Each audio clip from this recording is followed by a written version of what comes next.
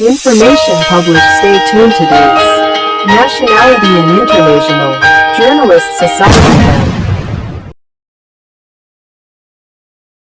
Dari klien kami Ibu Lenawati Surakarta, di mana perkara tersebut ditangani oleh pengacara yang tertentu di Pengadilan Negeri Surakarta, boleh 6 kemudian banding boleh 6 kasasi boleh 6 tahun.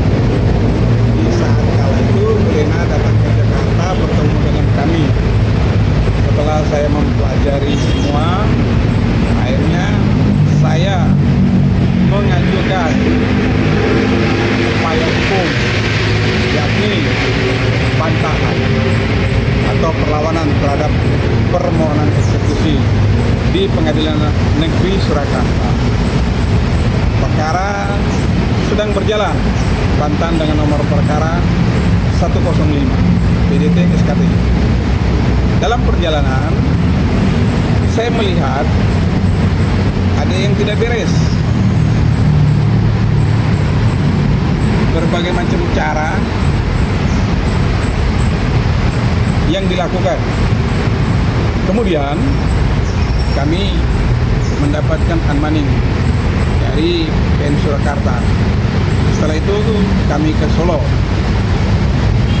bertemu dengan pihak-pihak dari Pengadilan Negeri Solo. Di situ ada juga Ketua PN Solo dan Wakil Ketua PN Solo. Namun setelah mengetahui bahwa adanya perkara bantahan, itu tidak ada lagi panggilan atau riak-riak dari Pengadilan Negeri Solo.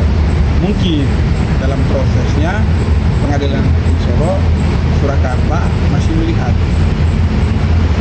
masih mau mengamati, menunggu hasil keputusan dari bantahan 105 PDT. Di situ Ketua Majelis menyatakan, memberitahukan kepada kami dalam persidangan bahwa putusan akan di tanggal 28 Oktober 2020. Jadi diimbau kami tidak perlu datang, bisa dilihat di court.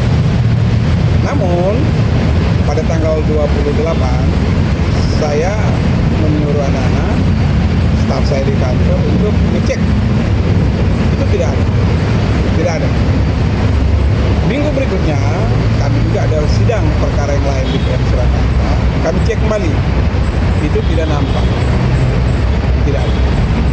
Berikut kami cukup terkejut. Saya diberitahu oleh staf saya di hari Senin bahwa Pak, ini tidak ada putusan PDT bantahan 105. Saya baca, lah diketahui hari Senin. Sementara putusan itu 14 hari, itu jatuhnya hari Jumat. Jadi upaya kami untuk mengajukan banding ya maupun kasasi udah lewat waktunya, 14 hari kalau perdata. Dari situ akhirnya saya flashback dengan kejadian-kejadian selama berperkara di PN Surakarta. Ada yang tidak beres ini, ada yang tidak beres. Kemudian muncullah surat pemberitahuan pelaksana konstatering.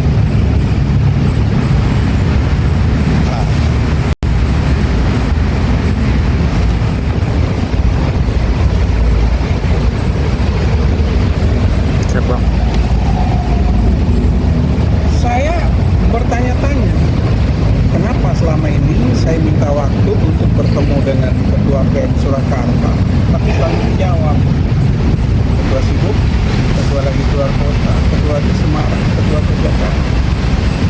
Ada apa ini?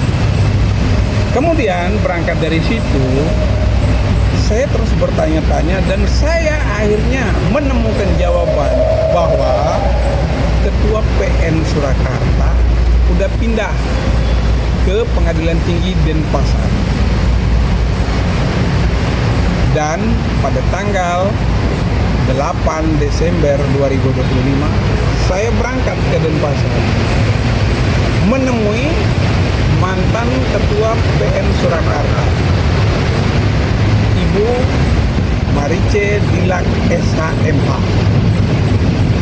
Sekitar jam 1.30 saya diperkenankan untuk bertemu dengan Ibu Marice Dilak. Saat itu saya bertanya kepada Ibu Marice Dilak mengenai perihal surat penetapan konstatering yang ditandatangani oleh Ibu Marice Dilak pada tanggal 19 Mei 2025. Dan di situ Ibu Marice Dilak membantah keras bahwa Pak, Bapak masih kenal saya kenal Bapak. Saat itu kita bertemu Anmaning. Setelah Anmaning, saya mendapat laporan bahwa adanya gugatan bantahan atau perlawanan dari Bapak 105. Saya pending. Saya menghargai. Saya tidak pernah buat surat apapun, produk apapun sampai saya tinggalkan PN Surakarta. Saya serah terima jabatan. Jadi ini bukan produk saya. Saya tahu Bapak akanlah ambil langkah hukum. Saya dukung Bapak. Saya menunggu. Dan saya juga mau bersihkan diri. Saya tidak tahu, bukan produk saya. Silakan kalau Bapak mau melaporkan, saya dukung. Itu. Jadi di sini saya akhirnya datang melaporkan dan menyurati Ketua Mahkamah Agung, Wakil Ketua Mahkamah Agung, Pengadilan Tinggi Jawa Tengah, Ketua Pengadilan Negeri Surakarta, dan Bawas, Badan Pengawas Mahkamah Agung. Hari ini saya datang kembali ke sini mau menanyakan perkembangan dari laporan saya itu. Karena saya sudah pernah diterima di sini dan berbicara dengan ketiga hakim tinggi. Jadi saya mau menanyakan tentang kelanjutan. Dan harapan saya, ini permasalahan jangan berhenti di sini. Bongkar tuntas siapa aktor intelektual di balik ini. Karena kasus ini, kejahatan ini harus ditumpas, harus dibersihkan. Apabila ada oknum-oknum yang terlibat, singkirkan dia.